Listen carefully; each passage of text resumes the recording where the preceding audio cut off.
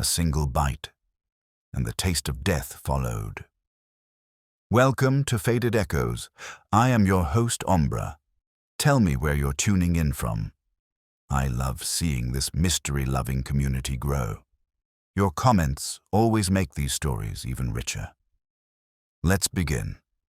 If you've ever tried to talk Nero Wolfe into doing something he didn't want to do, you'll understand why I don't bother anymore. The man could make a bank vault seem pliable by comparison. So when the doorbell rang that Friday afternoon and Fritz looked at me like he'd rather face a firing squad, I knew it wasn't another delivery from Roosterman's. It was one of those spring days that New York likes to throw at you just to mock the idea of comfort. Too warm for a jacket, too chilly for your dignity. Wolfe was at his desk, half buried in a mountain of correspondence that he had no intention of answering, and I was wondering if it was too early to suggest a drink when Fritz shuffled in. "A visitor, Mr. Goodwin," he said, his accent clipping the words like garden shears. "He says he is expected." "He's wrong," I said automatically, since Wolfe doesn't expect anyone without a prior declaration of intent. "Name?" "Mr. Anton Garrison." I frowned. The name meant nothing to me, but Fritz's tone said the man carried himself like he belonged here. I glanced at Wolfe. He didn't look up, but one finger twitched. Permission to admit. That finger was as close to enthusiasm as he got before dinner. Anton Garrison was the kind of man who made you think of polished silver, handsome in a way that felt expensive, too bright, and likely to tarnish under scrutiny. His suit looked tailored by angels with gambling debts. He stepped into the office, took in the books, the globe, the orchids visible through the door to the plant rooms, and smiled the smile of a man cataloguing assets. "Mr. Wolfe," he said smoothly, "I appreciate your time." "You have not yet had it," Wolfe said without looking up from his correspondence. "You may earn it. Sit." That was Wolfe for welcome to the lion's den. Garrison sat, folding himself gracefully into the red leather chair that had hosted liars, killers, and nervous debutantes alike. I stayed standing, notebook in hand, because someone in the room needed to look active. "I represent an enterprise that values discretion," Garrison began, "and intellectual rigor. You have both in abundance." "Flattery," Wolfe said, still reading, "the cheapest of currencies." "State your business." Garrison didn't flinch. "I'm an investor. Recently, one of my ventures suffered an incident. I need clarity before it becomes public." "That is vague to the point of insult," Wolfe murmured. "Elucidate." Garrison's composure held, but his eyes flicked toward me, as if wondering whether he should continue. I gave him my best encouraging grin, the kind that says, "Go ahead, dig your own hole." "It involves a restaurant," he said finally, "one in which I hold majority interest. Les Trois Cents. Perhaps you've heard of it?" I had. It was the kind of place where the check came with a side of existential guilt. Fritz spoke of its sauces with envy and reverence. Wolfe's lips twitched, the closest thing to interest I'd seen since breakfast. "Yes," Wolfe said. "Continue." Garrison leaned forward. 2 nights ago, our executive chef collapsed during service, dead before the ambulance arrived. I opened my mouth, but Wolfe beat me to it. "You require the police," he said, bored again. "They've already decided it was an accident," Garrison said. "Heart failure." "But I disagree." He paused. "You see, the man was 34, in perfect health, and he died seconds after tasting a reduction he'd prepared himself." Now that got Wolfe's attention. His eyes lifted, dark and alert, like a bear catching scent of honey. "You believe the food was poisoned?" "I know it," Garrison said softly, "but the autopsy found nothing. No cyanide, no arsenic, no foreign compounds. It was invisible." Silence settled, thick and deliberate. Wolfe leaned back, steepling his fingers. "An invisible poison," he said slowly, "or a flavor too subtle for science. That's why I came to you. Garrison said. You understand subtleties, flavors, human or otherwise. That line could have come from a play, and Wolfe hated plays, but he didn't dismiss him. That was telling. And why, Wolfe asked, should I care whether a cook was murdered? Garrison hesitated. Because the recipe he died for, he said finally, was yours. That landed like a sledgehammer wrapped in silk. Even Wolfe blinked. I wrote that down, underlined it twice, and decided we were in for a long week. Wolfe's gaze sharpened, and for once he seemed to inhale the room as if testing the air for treachery. My recipe, he said quietly. Explain. Garrison smiled thinly. The chef was experimenting with an adaptation of your sauce Montebello, a recipe you published once, briefly, in a forgotten journal. He altered it slightly. Added an ingredient. The result killed him. He stood, buttoned his jacket, and placed a sealed envelope on Wolfe's desk. In there are the reports, the menu, and the altered recipe. I need you to find out who wanted him dead, and why. Then, with a nod that bordered on reverence, he turned to leave. When the door closed, Wolfe remained motionless for a full minute. Then he muttered, almost to himself, "A man dies tasting a perversion of my creation. Pfui." He lifted the envelope delicately. Archie. Yeah. Inform Fritz that dinner will be delayed. That, in Wolfe's language, meant we had just accepted the case. Fritz didn't take the news about dinner being delayed with any more grace than you'd expect from a man whose religion was cuisine. He appeared, in the doorway, hands folded, his face registering the same controlled horror he'd use if someone suggested we garnish a cassoulet with ketchup. Delayed, sir, he repeated, in the tone of one confirming a personal betrayal. Indefinitely, Wolfe said, still examining the envelope Anton Garrison had left behind as if it might emit an odor of deceit. Mr. Goodwin and I have work. That word work coming from Wolfe before sunset was as rare as a polite cabby. Fritz left without another word, though I didn't envy what the kitchen utensils were about to suffer. I stayed put, waiting for Wolfe to open the envelope. He didn't. Instead, he tapped it once with a thick finger and looked at me. Archie, you heard him. He claims the recipe originated here. Yeah, I said. Though last I checked, your recipes don't come with expiration dates marked fatal upon alteration. That will do, Wolfe murmured. Flippancy doesn't sweeten ignorance. Fetch me the Gourmet Gazette, December 1947, filed under G. That was the journal where he'd once published a culinary essay under mild duress, coaxed by an editor who owed him for saving a truffled quail event from disaster. I retrieved the yellowed copy from the shelf. Wolfe flipped through until he found the piece. A commentary on the sauce Montebello, a marriage of restraint and indulgence. He scanned it briefly, then leaned back, eyes distant.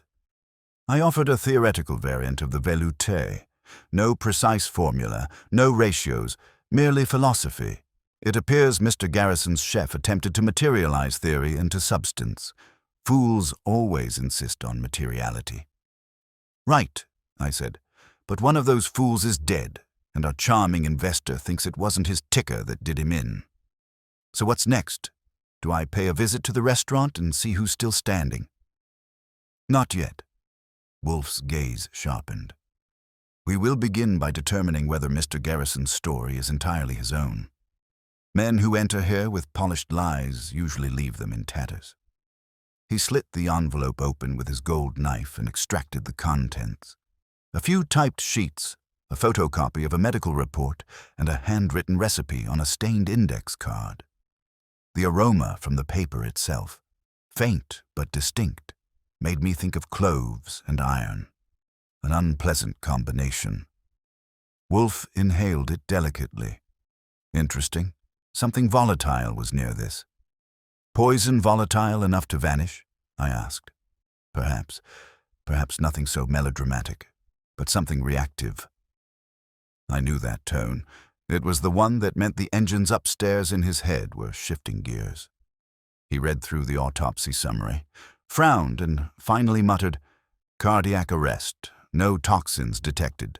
The pathologist reports gastral irritation consistent with capsaicinoids, but the sauce, according to this menu, was sans piment." Curious. Translation? He tasted something he should not have. Possibly a substitution, deliberate or otherwise. "Then that makes this a kitchen job," I said. "Maybe somebody slipped him the wrong bottle, a little culinary Russian roulette." Wolfe gave me a look reserved for Philistines and police inspectors. "Archie." The man tasted his own reduction. "He would not, as you say, slip himself the wrong bottle. We are not dealing with accident." "Then someone tampered with his prep station." "Precisely. Tomorrow morning you will visit this Les Trois Saints. Observe the kitchen, speak to the sous-chef, the sommelier, and the maître d'. Learn who resented the deceased and who profits from his departure. Mr. Garrison will provide entree." "Sure," I said. "And while I'm at it, I'll sample the menu, strictly in the line of duty." Wolfe ignored that. He was already scribbling something on his notepad. His shorthand, a private cipher that not even I could fully decode. When he finished, he sealed it in an envelope and set it aside. "This is for Saul Panzer. You'll deliver it en route. He will conduct a parallel inquiry." I nodded. That meant the case was official. If Saul was involved, we were past curiosity and into strategy. The next morning was clear, the kind of spring sunlight that makes Manhattan look almost clean if you squint. Anton Garrison was waiting for me outside Les Trois Saints, immaculate in a charcoal suit and the kind of confidence that comes from inherited money. Inside, the restaurant smelled like ambition, new leather, polished glass, and the faint ghost of last night's duck confit. Staff moved quietly, eyes wary. A death in the kitchen does that to a place. Garrison led me through to the back, where stainless steel counters gleamed and the air still held a trace of something sharp, acidic, like citrus and vinegar left too long in heat. The sous-chef, a wiry woman named Marla Keene, watched me as though she'd rather dice me than talk. "Mr. Goodwin," Garrison said, "is assisting Mr. Wolfe in an inquiry. He has my full authority." "Wonderful," she said. "What do you want to know? Whether I killed him?" "That'd be a start," I said. "But let's ease in with the basics. You were here when he went down." She nodded curtly. "He'd just plated the duck. Took one taste of the sauce, dropped. We thought he was choking, but he wasn't. No signs of struggle. Nothing odd before that. He'd been quiet all day. Distracted. Said something about perfecting the flavor balance. The ghost note, he called it. Said he'd finally found it." Ghost note. His term for the hidden flavor that ties everything together. He was obsessed with it this week. I jotted that down. "What about ingredients? Anyone have access to his station?" "Everyone does," she said. "That's how kitchens work. We share stock, spices, even the salt bins. If you're looking for fingerprints, you'll find a dozen." The maitre d', a slim man with a voice made of silk and acid, added helpfully. The night before, he argued with a supplier about delivery delays. Spices imported from Java. He was furious. "What spices?" "Cloves," Marla said. "He wanted a specific kind, sun-dried. Claimed the regular batch smelled metallic." That word prickled. Wolfe had caught the same scent on the papers. "Any enemies?" I asked. She hesitated. "He wasn't easy. Perfectionist. Fired 2 line cooks last month and..." She glanced at Garrison. "He and Mr. Garrison didn't always agree." Garrison's jaw tightened. He was temperamental, but brilliant. I respected him. "Sure," I said. "And you didn't happen to taste the sauce yourself that night?" He shook his head. "No. He refused to let anyone near it until it was ready." "Convenient," Marla muttered. Back at the brownstone that evening, Wolfe listened without interruption as I relayed the details. His eyes stayed closed, fingers pressed together like a prayer to logic. When I mentioned the word metallic, they twitched. "Ghost note," he murmured. "An apt phrase. Perhaps too apt." The man pursued sublimity and met oblivion. "Then you think he found his note, and it killed him?" "Perhaps it was found for him," Wolfe said. "Bring me Saul as soon as he arrives. I wish to test a hypothesis." "About what?" "The flavor of death, Archie. And who composed it?" He opened his eyes then, and I knew, somewhere between that word and his tone, that whoever played this tune was already out of harmony with Nero Wolfe. When Saul Panzer showed up that night, he looked as though he'd already solved 3 cases on the way over just to stay limber. The man could tail a ghost through a fog bank and come back with its social security number. Wolfe greeted him with the usual nod that served as the highest form of praise, then gestured for him to sit. I gave Saul the short version, the restaurant, the dead chef, the mysterious sauce, and Garrison's smooth-as-butter manner. Wolfe listened, eyes half-lidded, as if the facts were music playing 2 rooms away and he was deciding whether it was worth getting up for. When I finished, he said, "Saul, you will begin with the deceased, his name, habits, acquaintances. Who loved him, who envied him, and who supplied his ingredients. Focus on the supplier who provided cloves and related spices. Obtain samples if possible." Saul just nodded. "How far back?" "A week before his death. Longer if you scent anomaly." Saul pocketed the note Wolfe handed him, written in that secretive shorthand, and left without another word. When the door closed, I turned to Wolfe. "You've got something cooking, I can tell," I said. "I have several somethings simmering," Wolfe replied, "one of which may clarify the nature of our invisible poison. You said the sous chef detected a metallic odor?" "Right. Same word you used after sniffing that recipe card." He grunted. "A coincidence too neat to trust." "Fritz?" Fritz appeared instantly, which meant he'd been hovering in the kitchen doorway waiting for any sign of forgiveness for the delayed dinner. Wolfe instructed him to bring his case of rare spices, the personal collection he kept locked in a chest like it contained state secrets. Fritz obeyed with a grim reverence, setting the small wooden box on the desk before retreating silently. Wolfe opened it, releasing an aroma that could have humbled a cathedral. "Archie, cloves. 2 varieties." I pointed at the darker batch. "Those smell sharper." "Precisely. Javanese sun-dried, the kind our deceased demanded." He selected one, rolled it between thumb and forefinger, then placed it beneath his nose. His nostrils flared once. "There. Metallic. You think that's our ghost note?" "No. I think someone adulterated a spice shipment. A substitution so subtle it escaped both palate and laboratory. The chef's obsession made him the perfect test subject. He would have tasted the altered batch himself first." "Poison by obsession," I said. "That's a new recipe."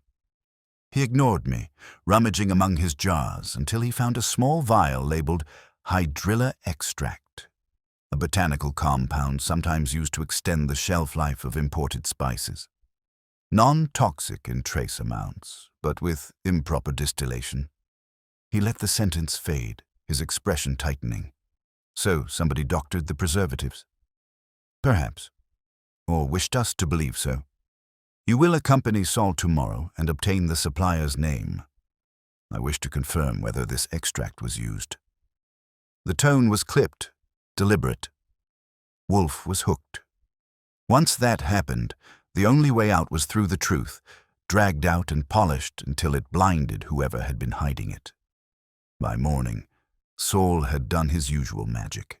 He'd identified the dead chef as Lionel Vance, 34, graduate of Le Cordon Bleu, former protégé of a culinary critic named James Thurlow. The spice supplier, meanwhile, was a boutique outfit called Aromatique Imports, run by a man named Damien Virek. Virek, according to Saul's report, was as polished as Garrison, but twice as arrogant. We met him that afternoon in a showroom that smelled like paradise and profit. Shelves of glass jars lined the walls, each labeled in elegant script. Virek himself emerged from a back office, his smile as rehearsed as a maitre d's apology. "Mr. Goodwin, Mr. Panzer," he said, shaking our hands lightly. "You're here on behalf of Mr. Garrison, I presume?" "Not exactly," I said. "We're investigating Mr. Vance's death. You supplied his kitchen." His smile faltered. "Tragic business. A brilliant man. Our relationship was entirely professional, I assure you." "Of course," I said. "That's why we're here, to confirm the professionalism of your product." Saul placed a small vial on the counter, one of the cloves Wolfe had tested. "Recognize this batch?" Virek leaned in, sniffed, and frowned. "Yes, Javanese Reserve. Delivered 10 days before the incident. Perfectly safe, I assure you." "Mind if we see your shipment logs?" Saul asked mildly. "That's confidential," Virek said. I smiled. "So is dying from invisible poison." He hesitated, then relented, leading us to a narrow office cluttered with invoices. Saul flipped through them like a card shark until he found a discrepancy. One shipment marked Reserve A instead of the standard Reserve B. Same supplier country, different distributor. "Why the change?" I asked. "Reserve B's warehouse was undergoing fumigation," Virek said. "We had to source a temporary batch. Same quality." "Where from?" He cleared his throat. "A smaller exporter in Surabaya. New partner. Entirely legitimate." Saul and I exchanged a look. That word legitimate usually meant the opposite. We left with a sample of the shipment and Wolfe's nose waiting for the final word. When we got back, Wolfe was at his desk, reading a volume of Brillat Savarin like a general reviewing maps before battle. He didn't look up until the door clicked shut. "Report," he said. Saul handed over the small container. Wolfe opened it, took a single whiff, and nodded slowly. "Adulterated." "With what?" I asked. He took his time answering, as always, drawing the pleasure out of explanation. "An organometallic stabilizer used in spice preservation, harmless when handled correctly, but in sufficient concentration and when subjected to heat, it produces trace vapors of methyl gallate, tasteless, scentless, but capable of inducing cardiac failure within seconds. Invisible, as Mr. Garrison claimed. That's what killed Lionel Vance. Yes, but the question is who knew it would." He leaned back, the chair creaking under his bulk. "Someone tampered with that batch before it reached Vance's kitchen, someone aware of both his obsession and his isolation." "Garrison?" I asked. "He stood to gain if the chef died. A dead genius can't demand profit shares." "Possible, but premature." Wolfe's eyes half closed again. "The sous chef, Marla Keene. Did she mention financial strain?" "She didn't have to," I said. "Her uniform was patched. Her knives weren't." "Then she could have been bribed, or frightened." "And what about Virek?" Saul asked. He was nervous. Maybe he doctored the batch himself. Perhaps. But Virek's anxiety was defensive, not guilty. He fears discovery of negligence, not malice. He gestured to the telephone. "Archie, call Mr. Garrison. Request that he, Miss Keene, and Mr. Virek attend tomorrow evening. We shall settle the matter here." I raised an eyebrow. "You think they'll all just show up?" "They will," Wolfe said. "Curiosity, vanity, and fear are stronger than summonses." When I made the calls, each agreed, though Garrison's voice held that smooth calm that made my fingers itch to check my wallet afterward. Marla hesitated, but confirmed she'd come. Virek asked if he needed counsel. I told him that would depend on his conscience. After I hung up, Wolfe was already pouring himself a glass of beer, the first sign that his mind had reached a conclusion, even if the rest of us hadn't caught up yet. "Archie," he said, "tomorrow we shall learn who flavored death and why they believed it would go undetected. The palate may lie, but reason does not." He raised the glass slightly, as though toasting the unseen adversary. "To folly," he murmured, "the one spice mankind never uses sparingly." I didn't say it out loud, but I was thinking the same thing. Whoever had seasoned this particular dish was about to find out that when Wolfe sits down to dinner, the main course is always the truth. The next evening, the brownstone had the feeling it gets when Wolfe decides to hold court, quiet, dense, and faintly electric, as if the air itself had been instructed to behave. The chairs were arranged in the office like soldiers awaiting orders. Fritz had polished the silver ashtray on Wolfe's desk. Not that Wolfe would ever use it, but appearances mattered in these rituals. The guests were due at 7. Wolfe's tolerance for tardiness was measured in seconds, and I had a feeling someone tonight would test it. By 6:30, Wolfe was already in position. Massive, immovable, and calm, his yellow silk handkerchief folded neatly beside him. The orchids upstairs had been tended, the beer chilled, the temperature adjusted to his liking. He sat back, eyes closed, lips barely moving as if rehearsing the shape of the confrontation to come. I'd learned long ago not to interrupt those moments. When Wolfe thinks, the world should hold its breath. The doorbell rang at 7:10. That was Garrison, precisely late enough to make an entrance, not enough to offend. He came in smiling, his confidence uncracked, though his eyes flicked over the room like a man measuring exits. "Mr. Wolfe," he said, inclining his head slightly. "I'm here as requested, though I admit I'm curious as to the purpose." "You are here," Wolfe replied, "because curiosity sustains the human animal longer than fear, and I prefer my guests alert." Garrison laughed lightly. "As you wish." He took a seat near the window, where the last of the daylight caught the silver of his cufflinks. Marla Keene arrived next, looking nervous enough to shatter glass. She wore plain clothes and no makeup, her hands twisting in her lap. I got the sense she didn't trust herself not to bolt. I offered her water. She declined with a shake of the head. Virek came last, sharp suit, sharper eyes, carrying the faint scent of imported cologne that tried too hard to suggest innocence. He greeted no one, sat stiffly, and fixed his attention on the carpet. Wolfe waited until the silence settled deep. Then, without preamble, he said, "A man is dead. Lionel Vance. His death was declared natural. It was not. You three, by varying degrees of greed, vanity, and fear, brought about his end. Whether by intent or ignorance remains to be seen." That landed with a satisfying thud. Garrison blinked. Marla's fingers clenched. Virek's jaw tightened, but he stayed quiet. "You can't accuse us without proof," Virek said finally, voice tight. "On the contrary," Wolfe said mildly, "I accuse only because I have proof. Mr. Goodwin, if you will." I crossed to Wolfe's desk and handed him a small glass vial, the same one Saul had brought from aromatic imports. Wolfe held it up to the light. "This," he said, "contains a trace compound from the batch of cloves delivered to Les Trois Seines. When exposed to heat, it releases methyl gallate vapors, colorless, tasteless, lethal. It entered the sauce Vance prepared, and within seconds his heart failed." Marla gasped. Garrison frowned, but Virek stood, indignant. "That's absurd. The compound is harmless, used in preservation all the time." "In proper concentration," Wolfe said.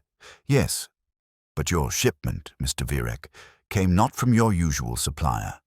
It came from a substitute vendor whose export papers were falsified." He reached into his desk drawer and drew out a folder. "A forgery easily traced.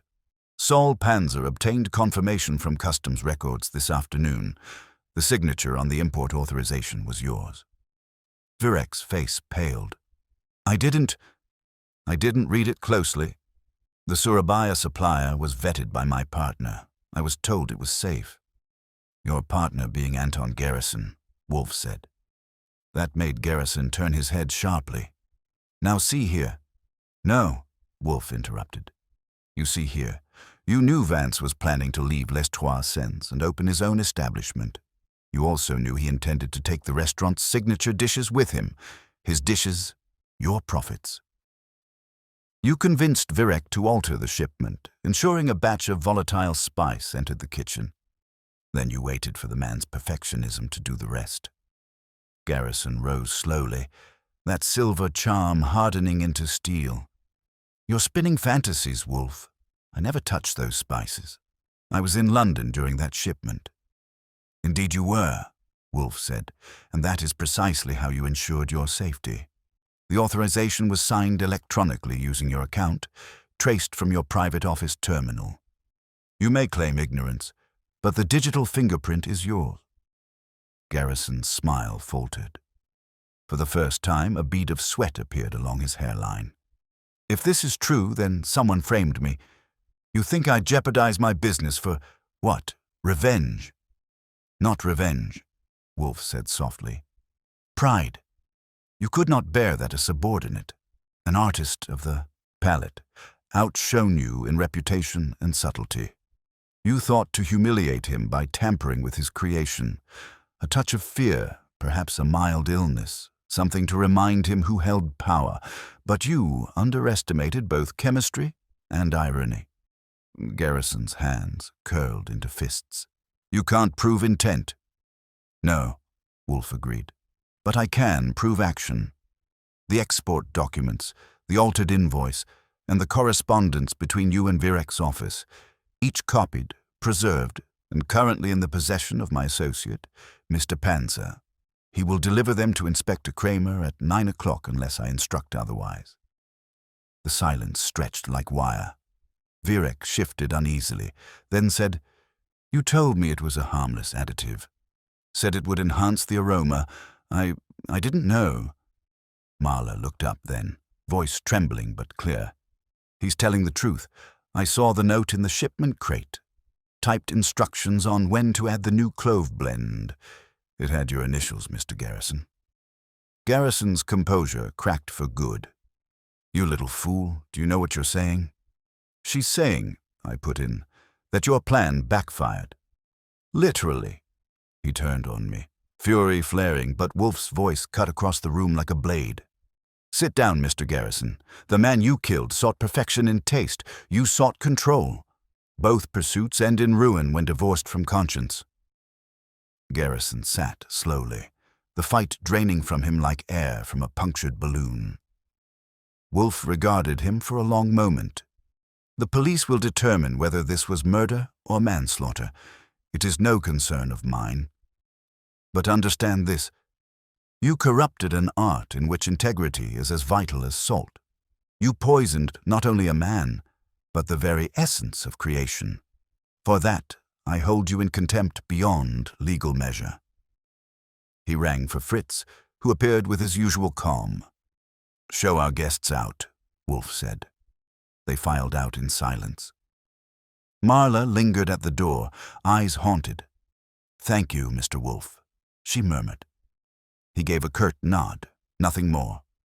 When the door closed, Wolfe sighed deeply, as though exhaling the weight of the world, or at least the stupidity of it. Archie, he said, inform Kramer. He will want to come himself, and I will want him gone quickly.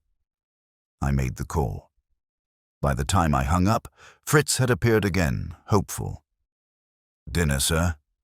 Yes, Wolfe said, his voice returning to its usual serenity. Prepare the Montebello, as originally intended. The true flavor, if you please.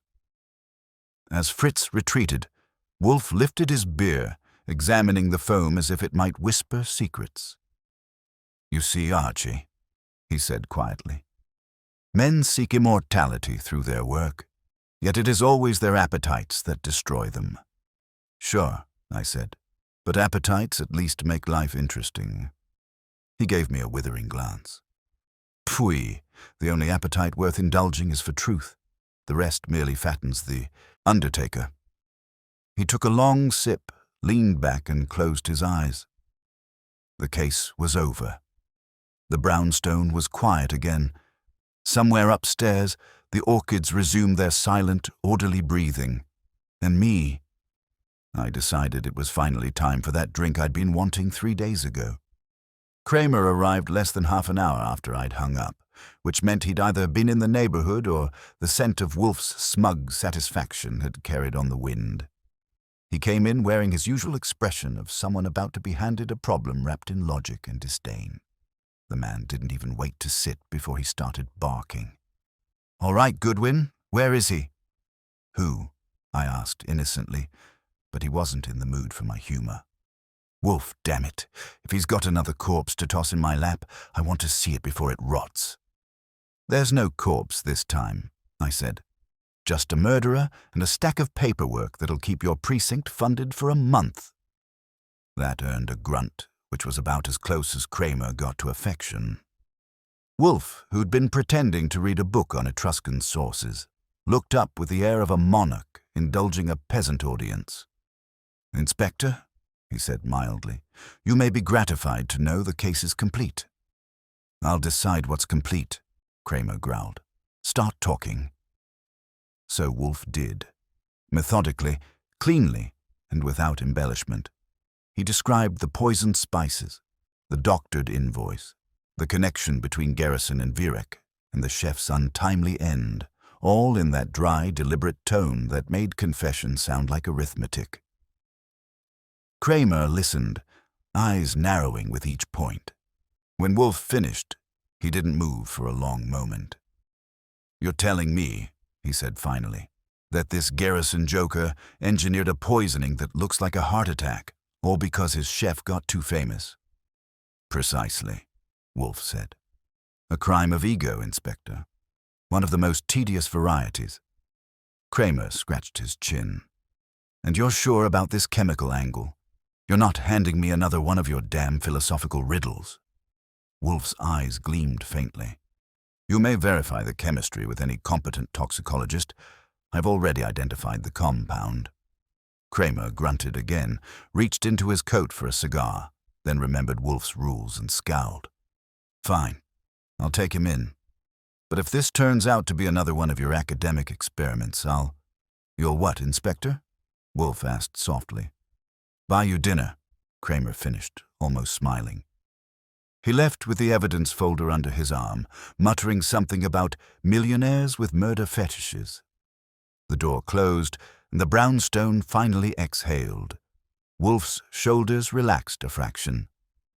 "Archie," he said, "you may inform Mr. Panzer that his discretion has been, as always, commendable. Send him the usual fee plus a gratuity." "Right," I said. "And for my own discretion?" "You may have coffee," he said without looking up. That was Wolfe's idea of humor. I poured myself a cup anyway and leaned against the desk. "So that's it? Case closed, justice served, chef avenged?"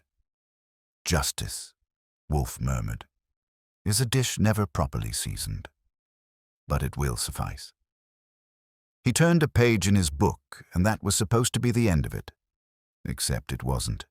Because when the phone rang 10 minutes later, it wasn't Kramer or Saul.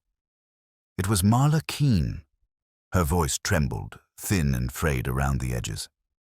"Mr. Goodwin, I didn't know who else to call. I think someone's been in my apartment." I straightened immediately. "Slow down. What happened?" "I came home an hour ago and found my door open. Nothing's missing, but my drawers were searched. Papers, recipes, everything scattered." "You called the police?" "No, I didn't want to. They'd say I was imagining things, but I'm not." I glanced at Wolfe. He was watching me, eyes narrowed, every word filtering through his mind like coffee through muslin. "All right," I said into the phone. "Stay put. Lock the door. Don't touch anything. I'll be there in 20 minutes. When I hung up, Wolfe sighed. "Phew. I'd hoped to dine uninterrupted." "Yeah, well, someone didn't get the memo that we closed the case." He steepled his fingers. "Miss Keene's distress may indicate unfinished business. You will go, observe, and report." Take care not to disturb the scene. I grabbed my coat and headed out. The night had the kind of chill that reminds you New York never quite forgets it's built on water. Marla lived in a small walk-up in Murray Hill, the kind of building where the paint gave up before the tenants did. She met me at the door, pale and anxious, wearing a sweater 2 sizes too big. Inside, the place looked exactly as she'd described. Drawers half open, papers scattered, no real damage. But it wasn't random. Whoever had come in had been looking for something. "Anyone else have a key?" I asked. "No, I live alone." I crouched near the desk and picked up a small sheet of paper torn clean down the middle. The edge smelled faintly, sharp, metallic, and oddly familiar. "Did you keep any of the old recipes from the restaurant?" "Yes. I couldn't bear to throw them away. Lionel used to test them here sometimes." "And you had them after the investigation?" "Yes. They were mine. I helped him write most of them." I held up the torn page. "Then whoever did this was looking for something specific." She looked frightened. "You think Garrison sent someone?" "Unlikely. He's under arrest by now. But if not him, then who?" That was the question I didn't have an answer for. I took a slow walk through the apartment, scanning for anything out of place. Near the windowsill, half hidden by the curtain, was a small brass capsule, no bigger than a lipstick tube. I picked it up carefully. "Recognize this?" Marla shook her head. The capsule was empty but bore a faint residue inside, dark brown and powdery. My nose caught it before my brain did. "Clove, faintly burnt." "Somebody wanted to erase something," I said. "Or test it." I slipped the capsule into my pocket. "I'll take this to Wolfe. Keep your door locked tonight, Miss Keene. And if anyone else calls or visits, don't answer." When I got back, Wolfe was pacing, a rare sight. He stopped when he saw the capsule. "Explain." I told him everything. When I finished, he took the capsule delicately, sniffed it, and frowned. "Curious. This is no preservative residue. It's the compound post-combustion. Someone attempted to destroy the evidence chemically." Meaning, he said grimly, that someone other than Garrison still fears discovery." "Virek?" I asked. Maybe he realized negligence won't save his reputation. Wolfe shook his head. "Virek's cowardice is practical, not desperate. No, this was done by someone who knows what remains undisclosed. There is a missing ingredient, Archie. Figuratively and literally." He sat heavily, eyes half closing. "Miss Keene said she co-authored the recipes. Did she mention ownership?" "Not a word." "Then it is possible she omitted more than she knew. Find out if Vance's will included intellectual property rights, and inquire discreetly whether Miss Keene stands to inherit them." I gave him a look. "You think the poor girl trashed her own place?" "Phooey. I think she underestimated her value. People kill for art, Archie. Even culinary art." That was Wolfe's way of saying the case had just reopened itself. He reached for his beer, took a long sip, and sighed. "I detest unfinished meals," he muttered. "Yeah," I said, "and this one's starting to smell like overcooked trouble." He glared. "Archie, your metaphors offend both logic and language. Tomorrow you will see Kramer. Before he files charges, instruct him to verify whether the restaurant's assets include proprietary recipes. Then visit Virek again. Be blunt. See what panic produces." It was after midnight by the time I finished taking notes, and Fritz appeared with a tray of untouched dinner, now reheated. Wolfe ate in silence, methodical as always, while his mind churned behind that placid mask. When he finally spoke, it was so softly I almost missed it.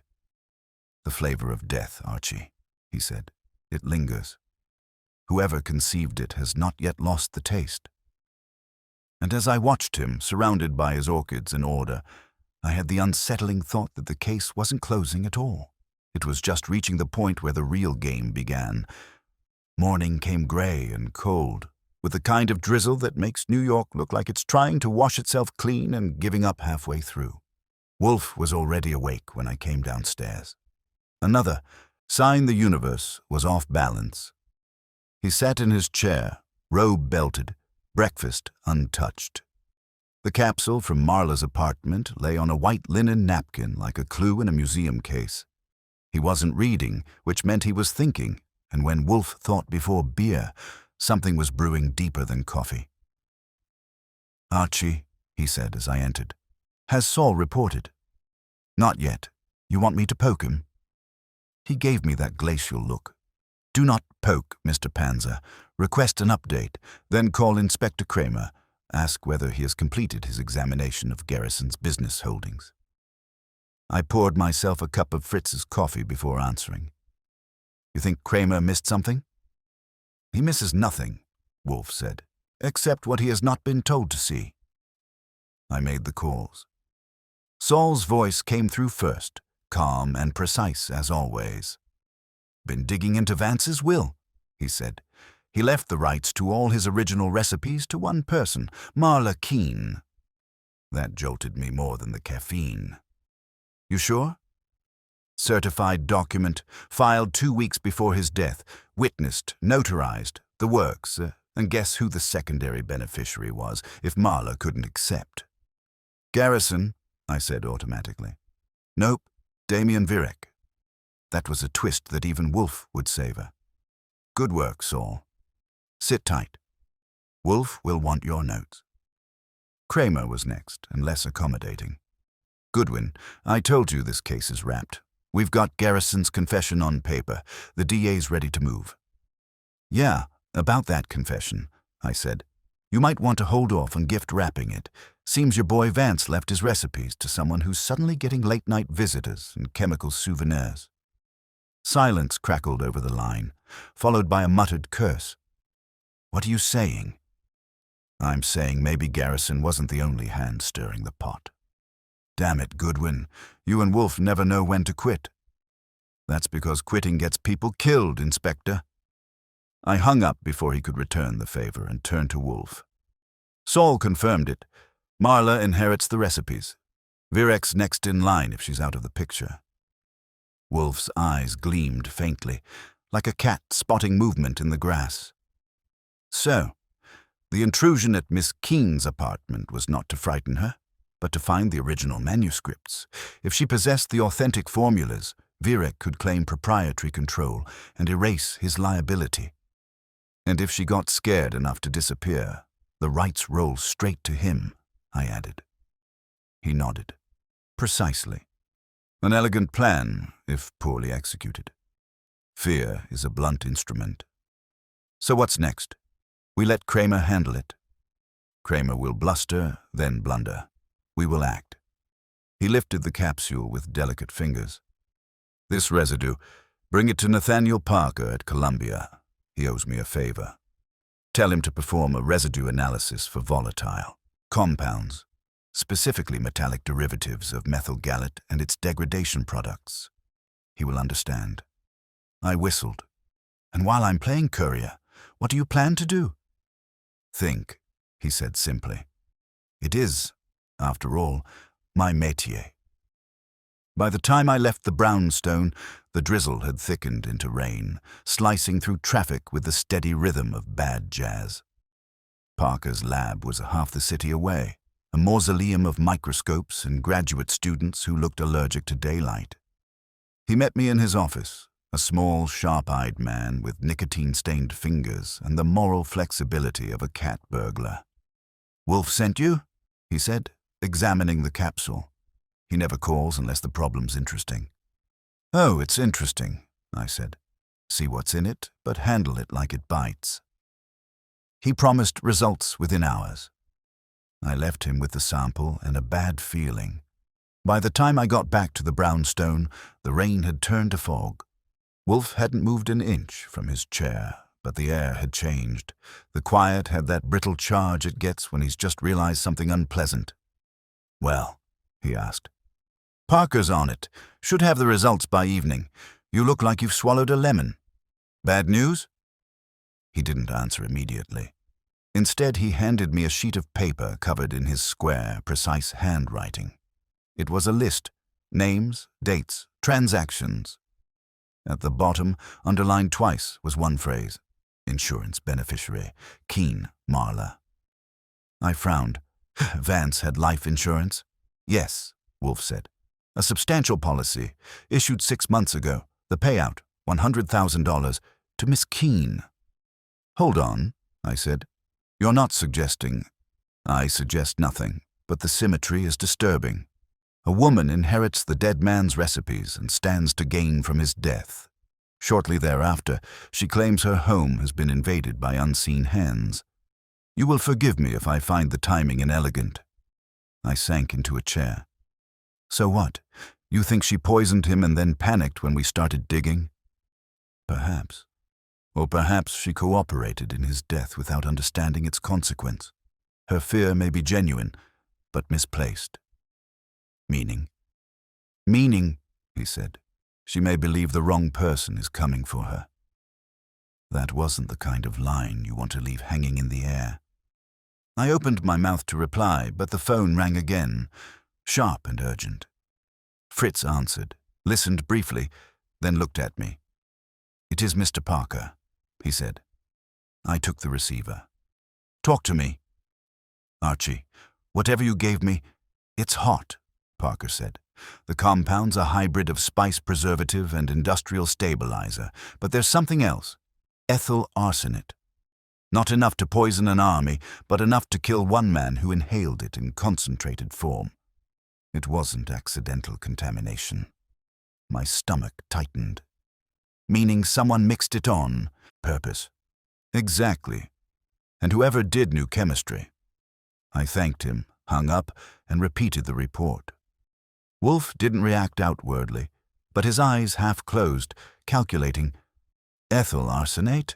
That requires laboratory access and precision, beyond the capacity of Mr. Virek's vanity or Miss Keen's panic. Then who? He didn't answer immediately. He lifted his gaze toward the orchids, as if the answer might bloom there. Someone who wanted both credit and concealment, someone with access to Garrison's operations, Virek's shipments, and Vance's trust. Which narrows it down to? He looked at me sharply. The late Mr. Vance's protégé. Marla? Not Marla, he said softly. The one she replaced. I blinked. He had another assistant. Indeed. I found the name buried in a culinary review 2 years ago. Evan Dane, dismissed after an argument over recipe ownership. He now works as a technical consultant for aromatic imports. Mr. Virek's firm. That landed like a punch. So he's our missing ingredient. Precisely, Wolfe said. A man with motive, access, and skill. He adulterated the spice batch, ensured Vance's death, and expected Virek or Garrison to shoulder the blame. Now he seeks the originals to reclaim what he believes is his. Then we've got to get to Marla before he does. Yes, Wolfe said calmly. And Archie, this time, take a gun. The words dropped with such finality that I didn't argue. I just nodded, grabbed my coat, and left. The rain had stopped, but the city was slick, shining, dangerous. Somewhere between Murray Hill and the brownstone, a man named Evan Dane was hunting a recipe, and maybe the woman who still owned it. I drove faster.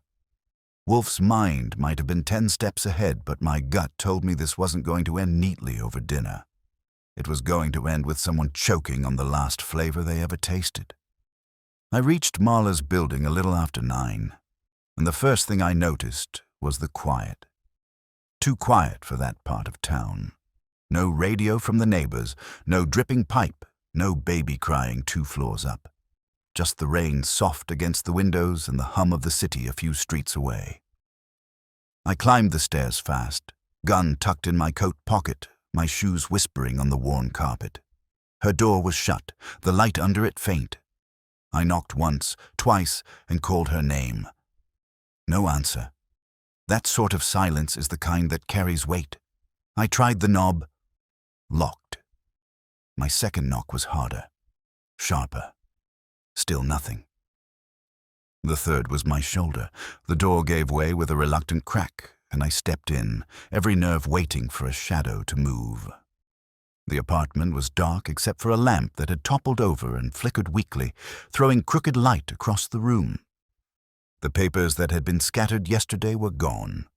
The place was neat. Too neat, the kind of order that doesn't come from cleaning, but from someone searching efficiently and taking what they wanted. Then I saw the chair near the window, turned slightly away. A handbag hung off its arm, and one glove lay on the floor beside it. I crossed the room in 3 strides, and what I found sitting there wasn't good. Marla was slumped forward, eyes half open, her skin pale in a way that meant no doctor was going to help her. I knelt beside her, checked for a pulse I already knew wasn't there. No sign of struggle, no wound, no mess. Just stillness.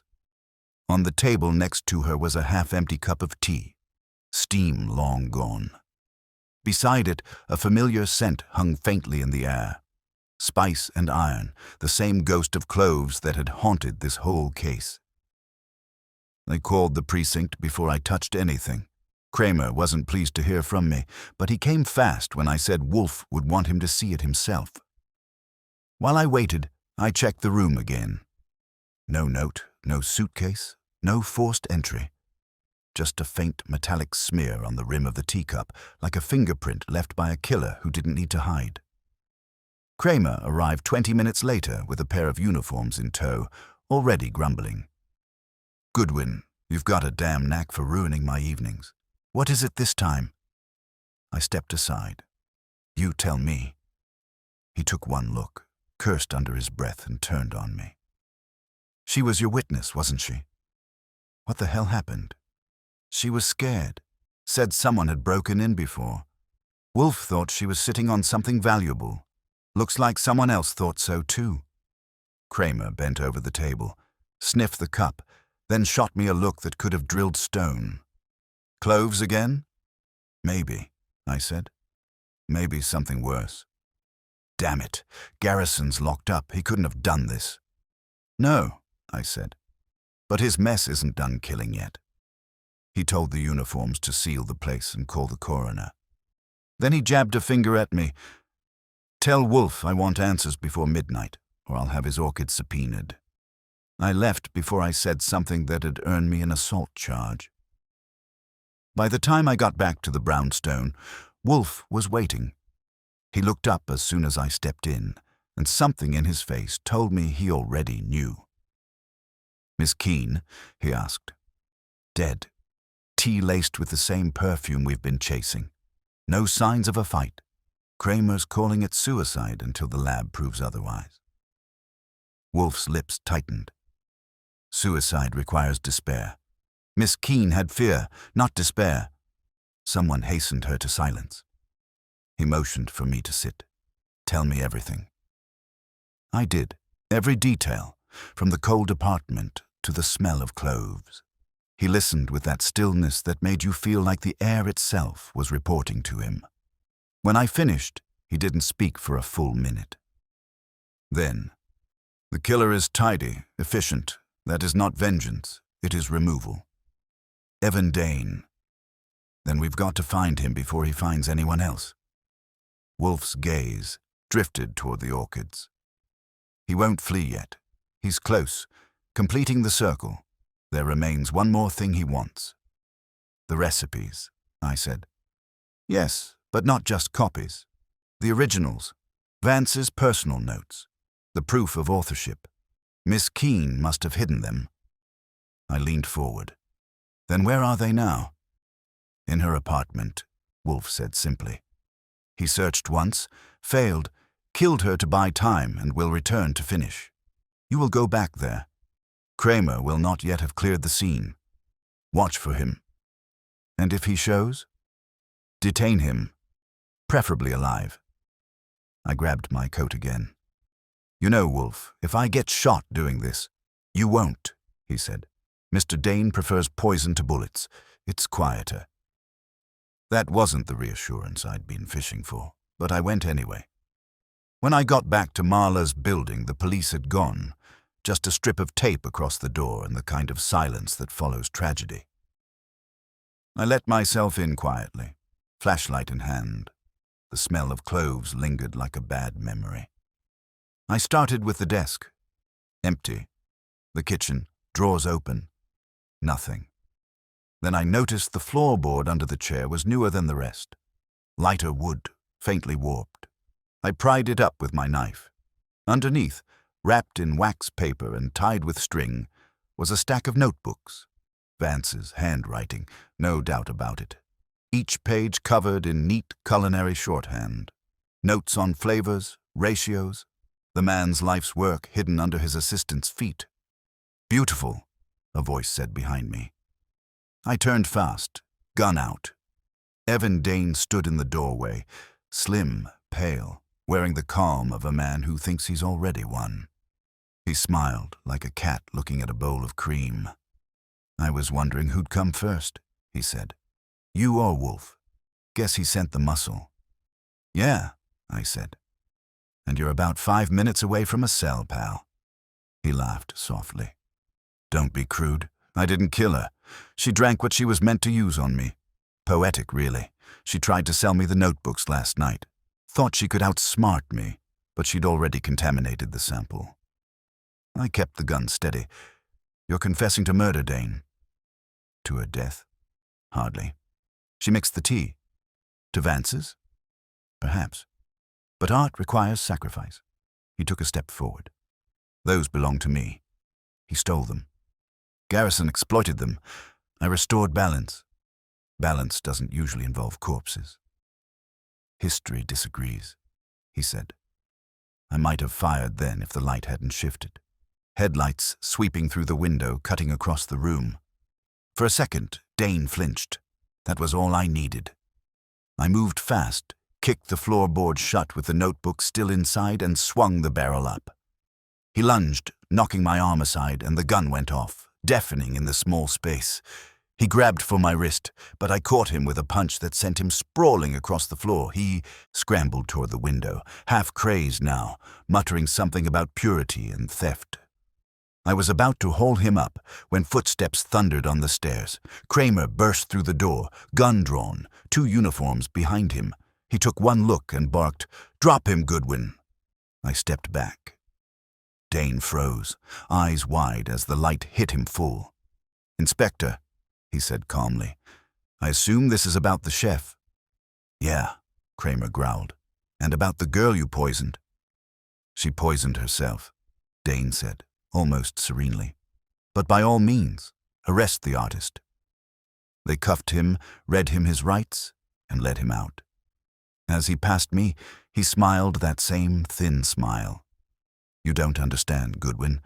The recipe was never about food. It was about perfection. He found it, and I completed it." I didn't answer. Some kinds of madness don't deserve conversation.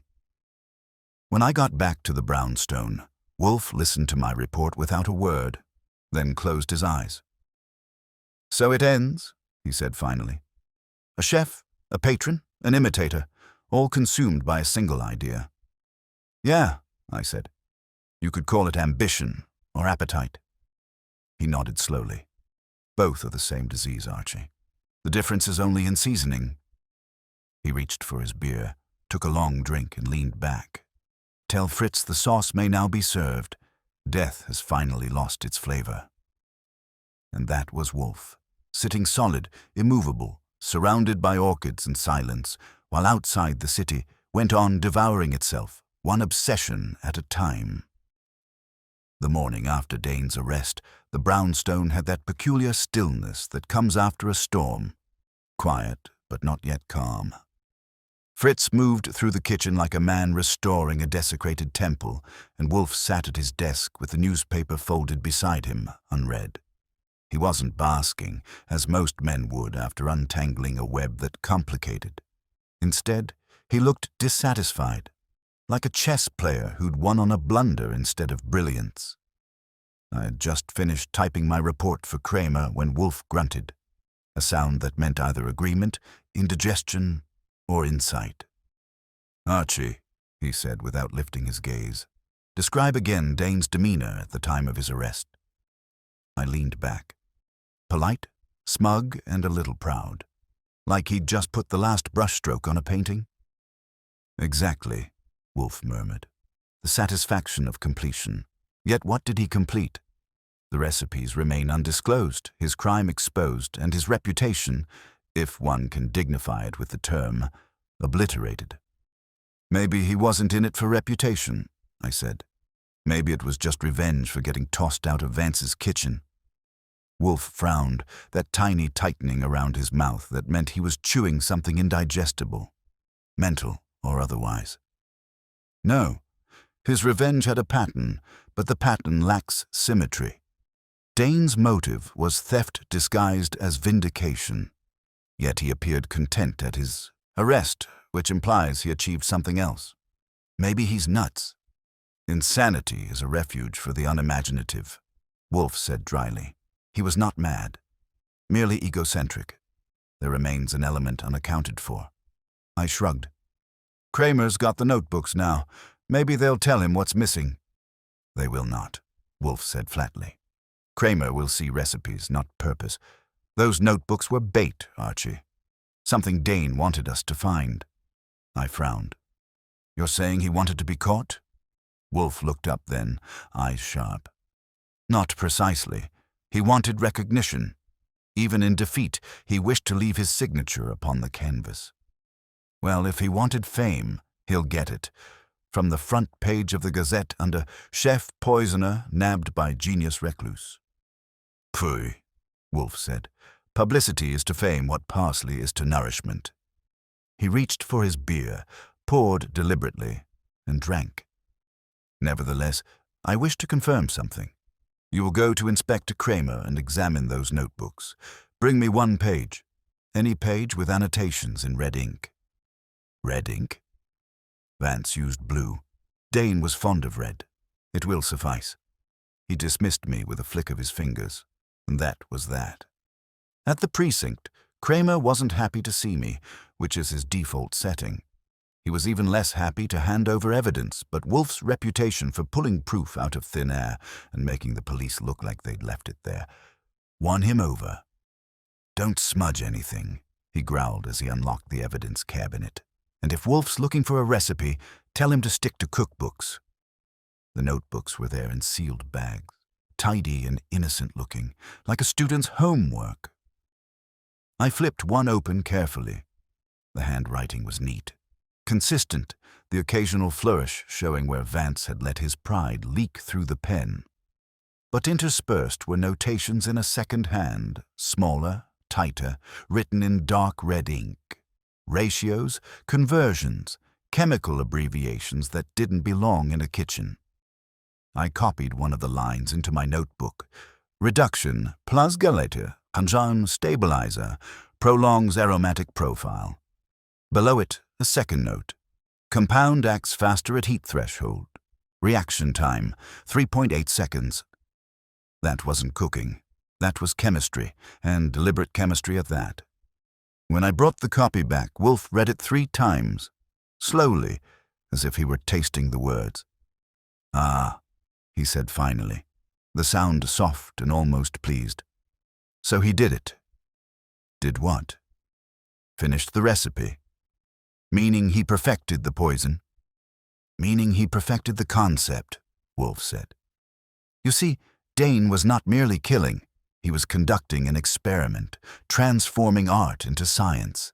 He sought to prove that culinary aesthetics could be replicated chemically. That flavor could be synthesized into permanence. The death was collateral to discovery. Which makes him both murderer and innovator, I said.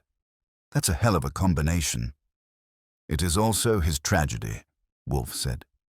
He achieved what he desired and rendered it worthless in the same instant.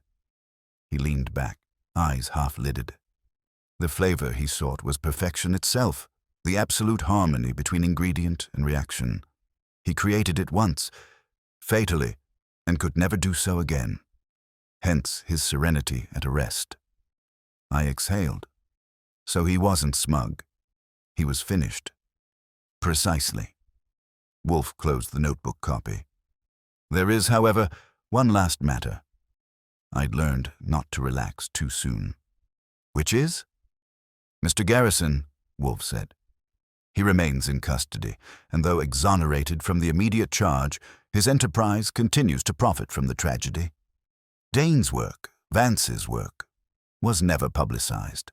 The recipes will now revert to the restaurant's ownership through legal technicality. Mr. Garrison will emerge wealthier than before, cushioned by sympathy. Then you think he should be punished more?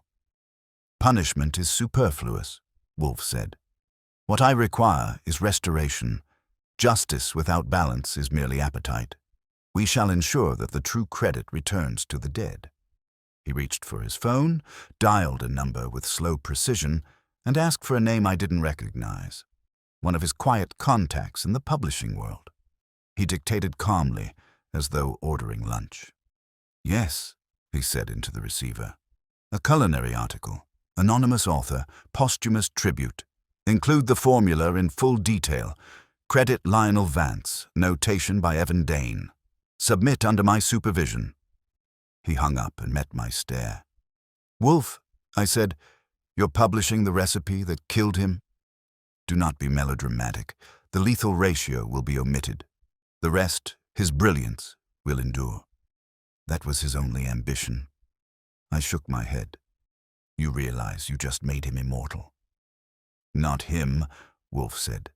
The idea, and ideas, Archie, are incorruptible only when freed from ownership. He stood, slowly, heavily, and crossed to the window. Outside, the rain had stopped, leaving the street gleaming under the pale wash of morning light. It is finished, he said softly, but not ended. Nothing ever truly ends, not even folly.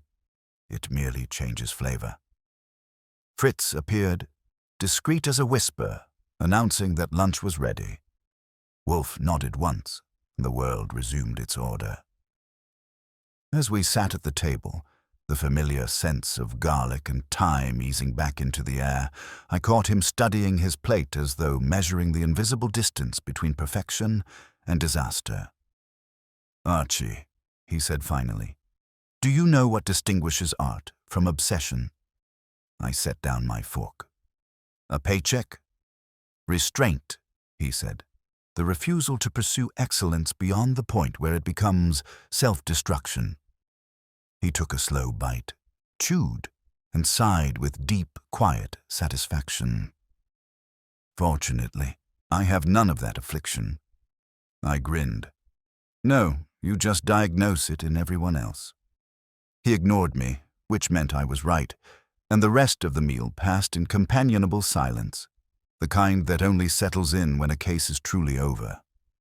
Outside, the last puddles gleamed like mirrors, and for once, the brownstone seemed content to reflect rather than disturb.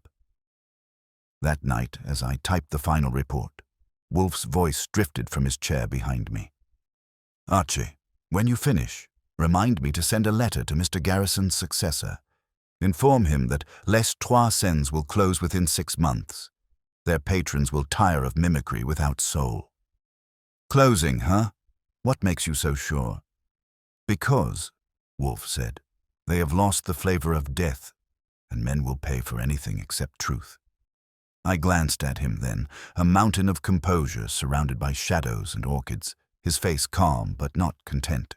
He'd won again, solved the unsolvable, untangled the lies. But it hadn't pleased him. Maybe it never did. Wolfe, I said, you ever get tired of cleaning up after other people's appetites? He sipped his beer, eyes closed. No, I simply wish they would learn to cook for themselves. And with that, he went still again, the great mind turning inward, leaving me alone with the soft ticking of the clock and the fading scent of cloves. A reminder that some flavors, once tasted, never quite leave the tongue. The following week slid by with a deceptive calm that never quite fooled me. Wolfe had returned to his usual schedule. Orchids from 9 to 11, beer at 11, lunch at 1, and a disdain for the world at all other hours. You could have sworn nothing had happened. except for the faint tension that clung to him like humidity before a storm. The case of the poisoned chef was technically over. The guilty were locked away. The newspapers had their headlines, and Kramer had his grudging praise for Wolfe buried somewhere under irritation. But there was something unsettled about the way Wolfe's eyes followed the orchids lately, as if even they'd learned something about human nature that disturbed them. I figured the quiet would hold for maybe 2 days before fate, or Wolfe's appetite, found a way to spoil it. I didn't have to wait long. On Thursday morning, the mail brought a thick envelope addressed to Wolfe in precise, elegant handwriting. I dropped it on his desk while he was giving instructions to Fritz about preserving a shipment of white truffles. The moment he saw it, he froze. He didn't pick it up right away, just stared, as though the ink itself had whispered something unpleasant. "From whom?" he asked. "No return address," I said. "Postmarked from Paris." He slit it open with his gold knife and drew out a single sheet of parchment. Real parchment, the kind you only see in museums or trust funds. His eyes flicked across it once, twice, and his fingers tightened. Then he handed it to me without a word. The letter was short. "Monsieur Wolfe, the recipe you published is incomplete. You have left out the final measure, the one that gives it soul. Perhaps you omitted it from ignorance, perhaps from fear. In either case, the art remains unfinished. I will complete it in your name, and the world will know the flavor as it was meant to be known. A friend of the Montebello." I lowered the page slowly. "You thinking what I'm thinking?" "That depends," Wolfe said, voice low. "Are you thinking this is a fraud or a declaration?" "I'm thinking it smells like both." "Phooey." He tapped the paper. "This is no hoax. The phrasing, final measure, that is not a phrase from any article or publication. Whoever wrote this understands the technical lexicon. A practitioner. Another chef? Or a disciple," Wolfe said. "Possibly one of Vance's or Dane's associates. The infection spreads." I watched him, and for the first time in days, he seemed alive again, irritated, intrigued, maybe even a little challenged. "You realize," I said, "that's not just an ego poke. Whoever wrote this wants attention. Maybe more." "Indeed," Wolfe murmured. "And Paris implies access to Garrison's international network. There may be others who wish to exploit the formula for profit." I leaned back. "So what now? We hopping a flight to France?" His scowl could have soured milk. "Goodwin, you know perfectly well I would rather endure starvation than air travel." "No, we will have information come to us." He pressed the buzzer for the phone. "Get Saul." By the time Saul Panzer arrived that afternoon, Wolfe had already dictated a list of restaurants, importers, and chemical suppliers associated with Garrison's ventures in Europe. Saul took it without question, as usual, and vanished like smoke. When the call came 2 days later, it wasn't from Saul. It was from Kramer, which usually meant trouble with a capital T. "Goodwin," he barked the second I picked up, "you tell your boss his little cooking class just went international." I set the receiver between us and raised my brows. Wolfe motioned for me to put it on speaker. Kramer continued.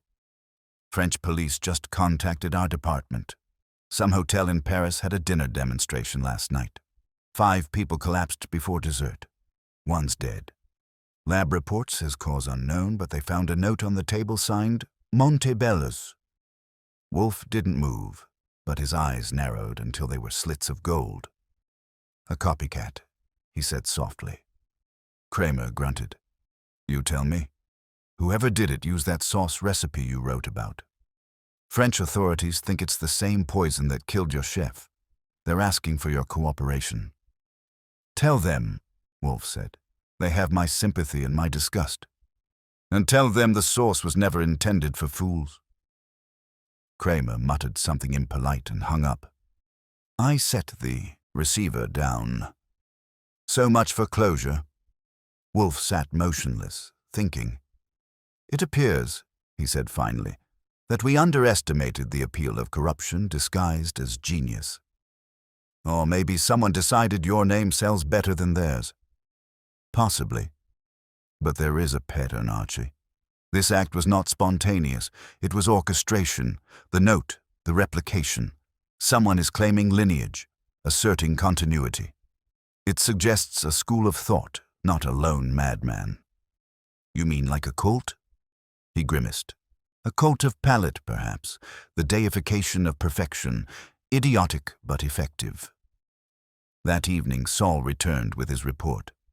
"I traced a shipment," he said, "a spice blend matching the Montebello profile. It left New York for Paris 3 weeks ago. The buyer used an alias, Louis Danner."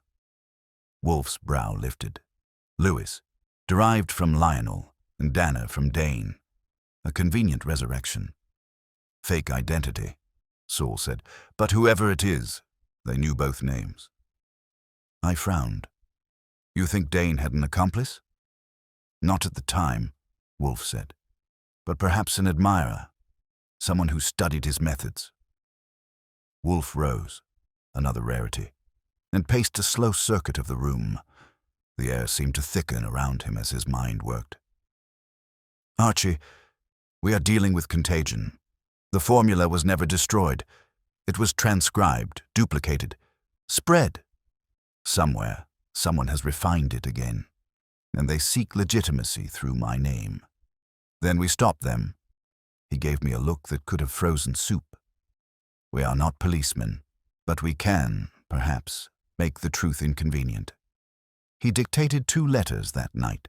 One went to the French Culinary Authority, another to an old acquaintance in Interpol. Both letters outlined the chemistry behind the Montebello's misuse and hinted, ever so gently, that its rediscovery would discredit any chef foolish enough to claim authorship. Wolfe's version of deterrence was a scalpel, not a club. 3 days later, a telegram arrived from Paris. The culprit had been found, a young chemist-turned-gastronome named Henri Valois, who claimed he had merely honored the legacy of Lionel Vance and perfected the flavor beyond mortality. He'd survived his own tasting, barely, and was in custody. When I read it aloud, Wolfe made a sound halfway between relief and contempt. "Predictable," he said. "Genius and death are never content to stay divorced for long." "Think it's over now?" I asked. He closed his eyes, leaned back and let out a long breath. "It will never be over, Archie. Ideas such as this are like yeast. They ferment endlessly. But at least the fermentation has left my kitchen." "Until the next man with a whisk and a god complex shows up," I said. "Indeed," he replied. "And when he does, I shall refuse him as I refuse most invitations, to dinner and to folly alike." For a moment he was silent, and I thought the conversation was done. Then he added, so softly it was almost to himself, "Perhaps the true poison was never in the sauce at all.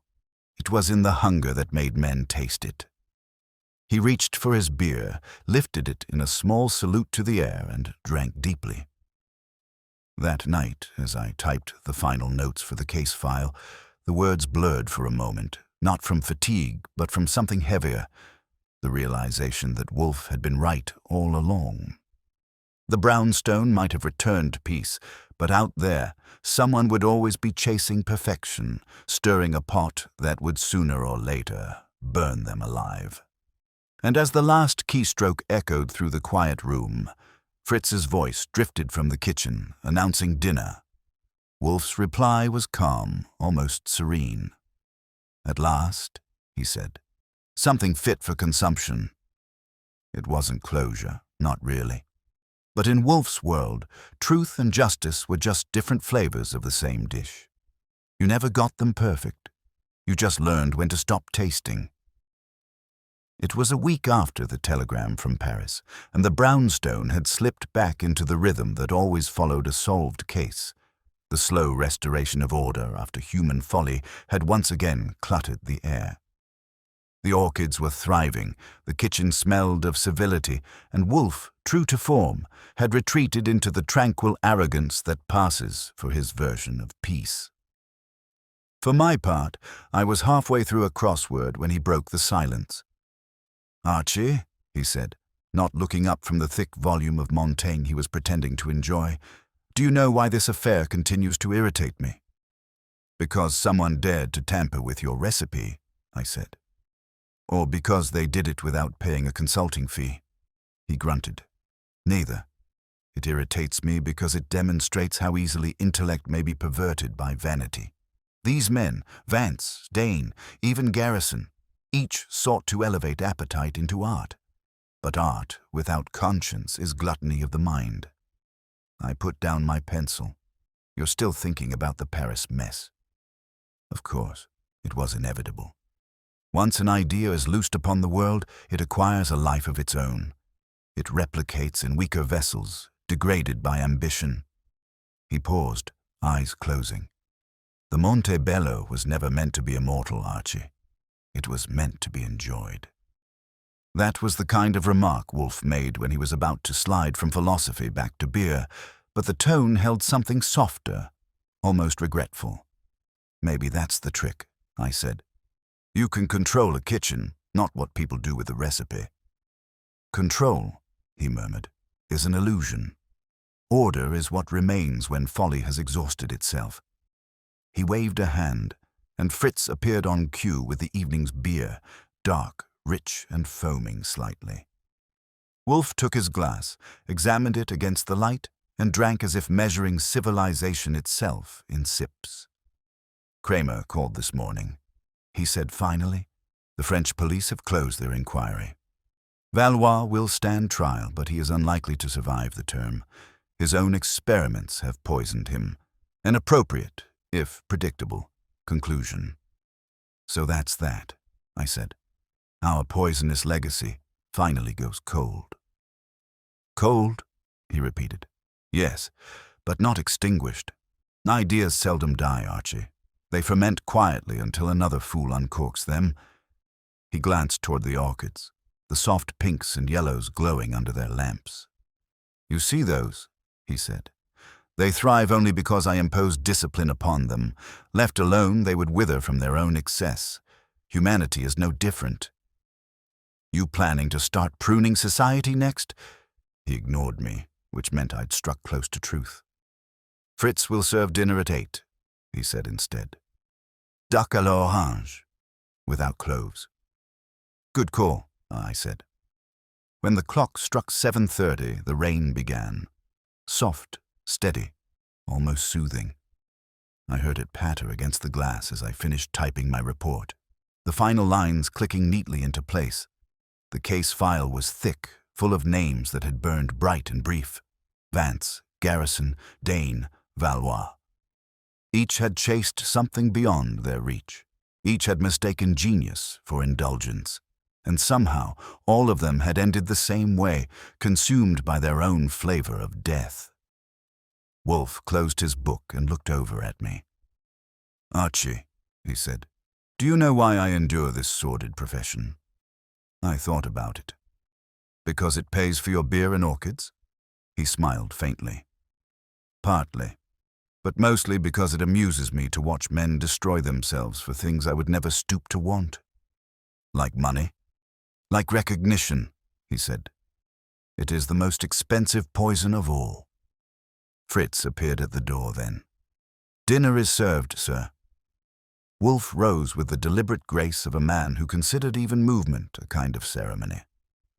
"Good. Let us eat, Archie. Life, for all its absurdities, must be indulged while it lasts." We crossed to the dining room. The lights were warm, the air fragrant with the kind of comfort only Fritz could conjure. Wolfe sat, adjusted his napkin, and inhaled deeply. The faintest smile curved his mouth, the rare, genuine kind that came only when the universe, however briefly, agreed with him. "Archie," he said, lifting his glass, "a toast to the imperfection of men. Without it we would have neither work nor appetite." I raised mine. To imperfection, I said. The only thing we ever get right. He chuckled, the sound low and satisfied, and for a moment, everything, the case, the deaths, the madness, felt distant, like a nightmare fading before dawn. Outside, the city's lights blurred through the rain, the steady hum of life returning. Inside, the great man ate in silence, his mind already turning to the next problem, the next paradox, the next fool waiting to be undone.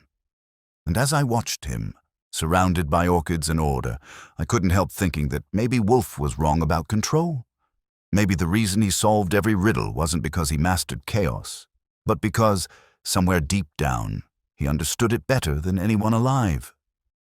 Dinner was excellent, the conversation minimal, the world, for the moment, perfectly balanced, until the next knock at the door. Next knock at the door. Next knock at the door. Next knock at the door. Next knock at the door. Next knock at the door. Next knock at the door. Next knock at the door. Next knock at the door. Next knock at the door.